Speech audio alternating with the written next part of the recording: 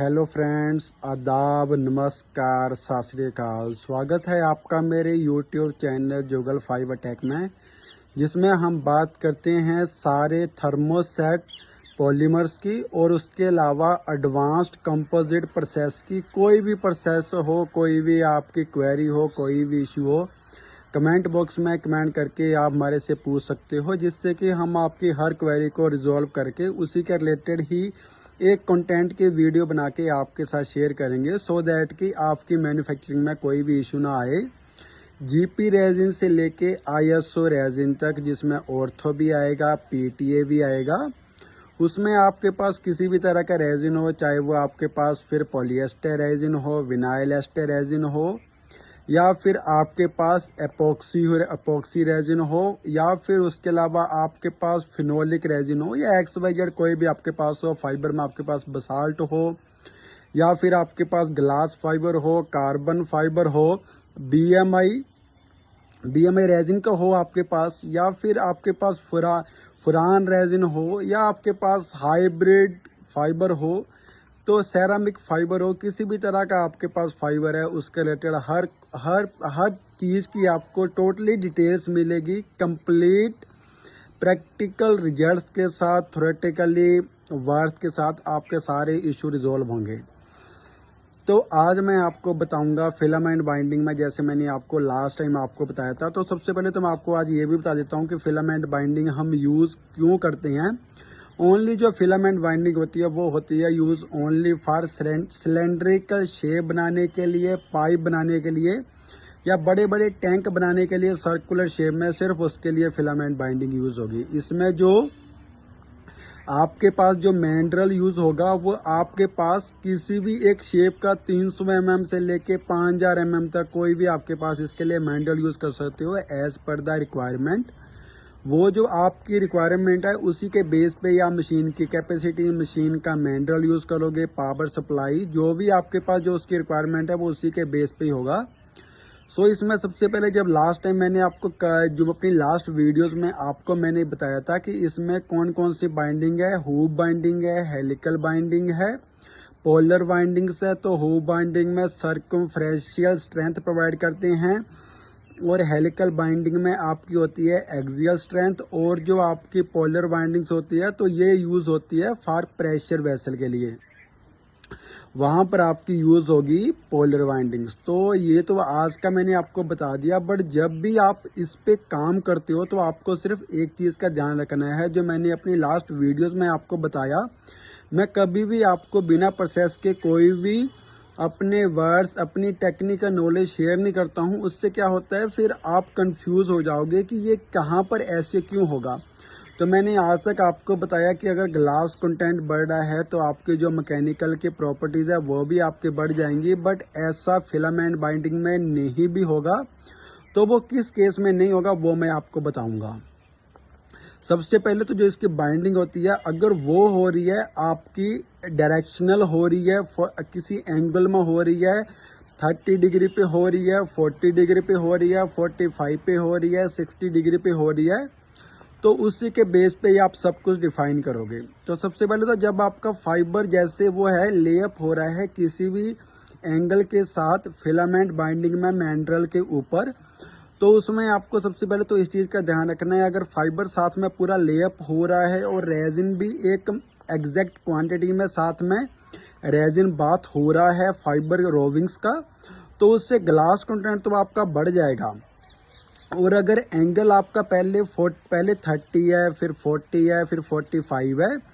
तो ये अगर आपका एंगल बढ़ रहा है, जैसे कि पहले 20 में है, फिर 30 में है, बढ़ते क्रम में अगर आपका एंगल बढ़ रहा है, तो उसके साथ साथ आपकी मैकेनिकल प्रॉपर्टीज़ भी इंक्रीज होंगी। इस चीज़ का आपको ध्यान रखना है। जैसे कि आप देखो कि एक धागा ही होता है हमारे पास, जो रील का धागा होता है, तो उसमें एक तो आपके पास होता है कि सीधा ही लिपटा पड़ा है, और एक होता है थोड़े एंगल में होता है, जैसे पहले ऐसे लगा दिया, फिर ऐसे लगा दिया, उसके ऊपर रील के ऊपर आपने देखो तो उसमें स्ट्रेन भी, उसमें जो स्ट्रेस और स्ट्रेन है वो भी कोई बहुत ज़्यादा नहीं होती है। मैंने जैसे आपको कल दो चीज़ें बताई थी, अगर आपके पास जो उनके बीच में स्ट्रेंथ है वो ज़्यादा हो जाएगी, या जो आप धागे को रोविंग्स को आप स्ट्रेस दे रहे ज़्यादा हो जाएगा, तो उससे क्या है वो ब्रेकेज हो सकता है, वो टूट सकता है। अगर कम होगा तो उससे जो मटेरियल की प्रॉपर्टीज़ है वो बिल्कुल ही डाउन चली जाएंगी आपकी।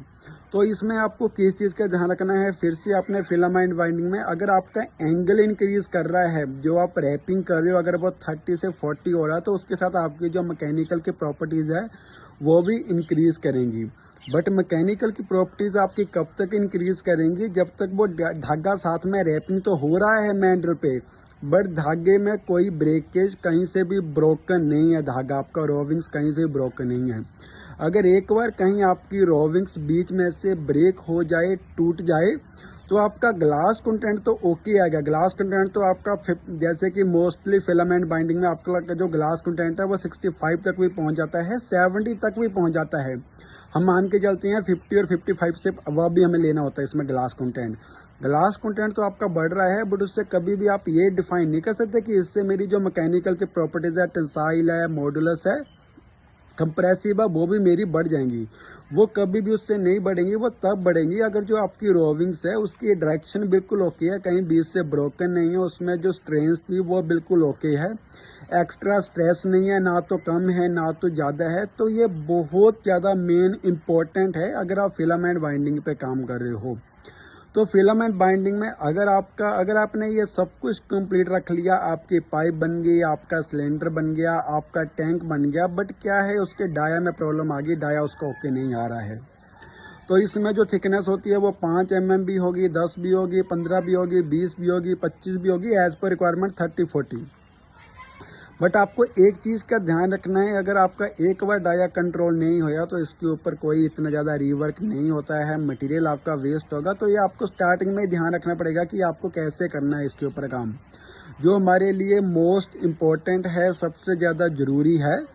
जब तक आप इसके ऊपर ऐसे काम नहीं करोगे तब तक आपका मटेरियल भी कभी ओके नहीं होगा।